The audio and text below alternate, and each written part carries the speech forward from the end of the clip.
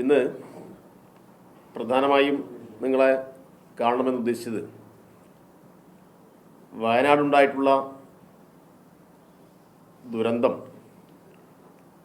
നമ്മളിപ്പോഴും പല കാരണങ്ങൾ കൊണ്ട് ചർച്ച ചെയ്തുകൊണ്ടിരിക്കുകയാണ്. അപ്പോൾ ആ ദുരന്തബാധിതരായിട്ടുള്ള ആളുകളെ സംരക്ഷിക്കാൻ ആവശ്യമായിട്ടുള്ള അവരുടെ പുനരധിവാസം ഉറപ്പുവരുത്താൻ ആവശ്യമായിട്ടുള്ള പ്രവർത്തനങ്ങളിൽ ഡിവൈഎഫ്ഐ ആദ്യഘട്ടം മുതൽ വളരെ സജീവമായി രംഗത്തുണ്ടായിരുന്നു. അപ്പോൾ ദുരന്തം നടന്ന മണിക്കൂറുകൾക്കകം തന്നെ ഡിവൈഎഫ്ഐയുടെ വയനാട് ജില്ലാ സെക്രട്ടറി പ്രസിഡന്റ് ഉൾപ്പെടെയുള്ള പ്രധാനപ്പെട്ട നേതാക്കന്മാരുടെ നേതൃത്വത്തിൽ യൂത്ത് ബ്രിഗേഡിൻ്റെ വളണ്ടിയർമാർ വളരെ സജീവമായി രക്ഷാപ്രവർത്തനത്തിൻ്റെ ഭാഗമായിരുന്നു. തുടർന്നങ്ങോട്ടുള്ള ദിവസങ്ങളിൽ സംസ്ഥാനത്തിൻ്റെ വിവിധ ഭാഗങ്ങളിൽ നിന്ന് ആയിരക്കണക്കിന് യൂത്ത് ബ്രിഗേഡ് വളണ്ടിയർമാർ അവിടെ ഒത്തുചേരുകയും രക്ഷാപ്രവർത്തനത്തിൻ്റെ ഭാഗമായി മാറുകയും ചെയ്തു. അവിടെ മാത്രമല്ല, അവിടെ നിന്ന് മൃതദേഹം ഒഴുക്കിൽപ്പെട്ട് മലപ്പുറം ജില്ലയിൽ നിലമ്പൂരിൽ ചാലിയാറിൻ്റെ തീരത്ത് അവിടെ ഒഴുകിയെത്തിയിട്ടുള്ള മൃതദേഹവും ശരീരഭാഗവും അവിടെ നിന്ന് കണ്ടെത്താനാവശ്യമായിട്ടുള്ള തെരച്ചിലിൽ ഏറ്റവും സജീവമായി പങ്കെടുത്തത് ഡിവൈഎഫ്ഐയുടെ വളണ്ടിയർമാരായിരുന്നു.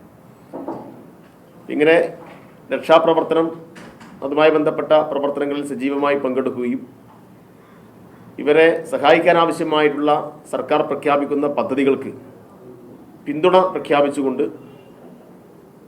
വീട് നിർമ്മിക്കാൻ ആവശ്യമായിട്ടൊരു പദ്ധതി കൂടി ഡിവൈഎഫ്ഐയുടെ നേതാക്കൾ എന്ന നിലയിൽ ഞങ്ങളവിടെ മാധ്യമങ്ങളെ കണ്ട് ഒരു പ്രഖ്യാപനം നടത്തിയിരുന്നു. അന്ന് ഞങ്ങൾ പറഞ്ഞത് വീട് നഷ്ടപ്പെട്ടു പോയ ആളുകൾക്ക് 25 വീടെങ്കിലും നിർമ്മിച്ചു കൊടുക്കാൻ ആവശ്യമായിട്ടുള്ള പ്രവർത്തനങ്ങൾ ആവിഷ്കരിക്കും എന്നാണ്.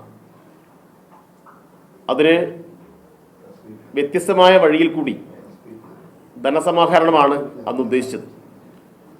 പണം നേരിട്ട് പിരിക്കുന്നതിന് പകരം അധ്വാനം, അതുമായി ബന്ധപ്പെട്ട കാര്യങ്ങൾ, പഴയ സാധനങ്ങൾ, ആക്രി, പഴയ പത്രം തുടങ്ങിയിട്ടുള്ള കാര്യങ്ങൾ ശേഖരിച്ച് വിൽപ്പന നടത്തുക, ഇങ്ങനെയുള്ള കാര്യങ്ങളുമായി ജനങ്ങളെ സമീപിച്ചപ്പോൾ അഭൂതപൂർവമായിട്ടുള്ള പിന്തുണയാണ് അത്തരം പ്രവർത്തനങ്ങളിൽ ഡിവൈഎഫ്ഐ നടത്തുന്ന പ്രവർത്തനങ്ങളോട് ജനങ്ങളാകെ നൽകിയിട്ടുള്ളത്.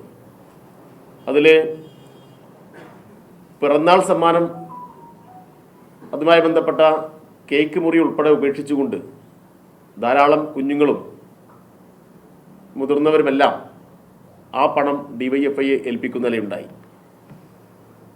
മറ്റു ചിലർ അവരുടെ സ്വർണ്ണാഭരണങ്ങൾ ഈ ഫണ്ടിലേക്ക് നൽകുന്ന നിലയുണ്ടായി.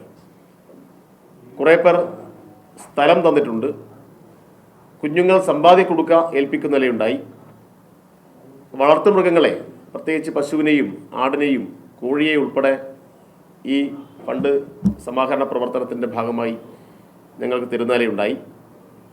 ഈ അമ്പലത്തിലെ ഈ പ്രത്യേകിച്ച് പൂജാരിമാർക്കെല്ലാം കിട്ടുന്ന ദക്ഷിണ, ഒരുപാട് പൂജാരിമാർ അതുമായി ബന്ധപ്പെട്ട ദക്ഷിണ മുഴുവൻ ഏൽപ്പിക്കുന്ന നിലയുണ്ടായി.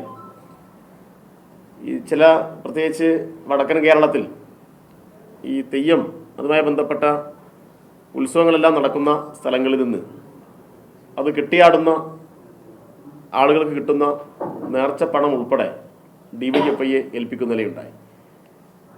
ചായക്കട നടത്തി നമ്മുടെ സഖാക്കൾ, തെങ്ങ് കയറ്റം നടത്തി അതിൽ നിന്ന് കിട്ടുന്ന വരുമാനം ഉപയോഗപ്പെടുത്തി കല്ല് ചുമന്നിട്ടുണ്ട്. ഇങ്ങനെ വളരെ വ്യത്യസ്തമായ വഴിയിൽ കൂടിയാണ് ഡിവൈഎഫ്ഐ പണം സമാഹരണം നടത്തിയിട്ടുള്ളത്.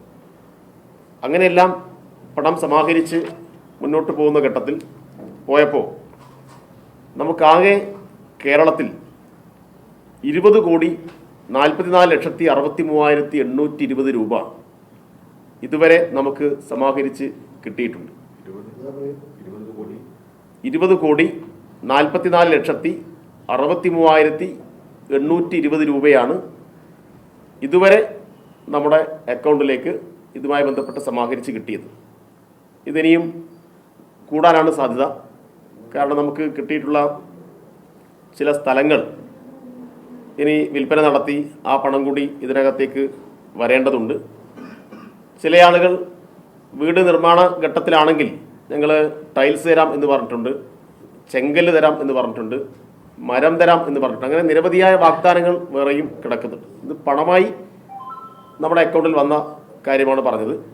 ഞങ്ങളിത് ഓരോ ബ്ലോക്ക് കമ്മിറ്റിക്കും പ്രത്യേക അക്കൗണ്ട് കൊടുത്ത് സമാഹരിച്ചത്. അങ്ങനെ 213 അക്കൗണ്ട് നമ്പറുകൾ താഴെ കൊടുത്ത് 213 ബ്ലോക്കിൽ നിന്നാണ് ഈ പണം സമാഹരിച്ചിട്ടുള്ളത്. അപ്പോൾ ഈ പ്രവർത്തനവുമായി സഹകരിച്ച എല്ലാ വിഭാഗം ആളുകളെയും DYFIയുടെ സംസ്ഥാന കമ്മിറ്റിക്ക് വേണ്ടി പ്രത്യേകം നന്ദി രേഖപ്പെടുത്തുകയാണ്.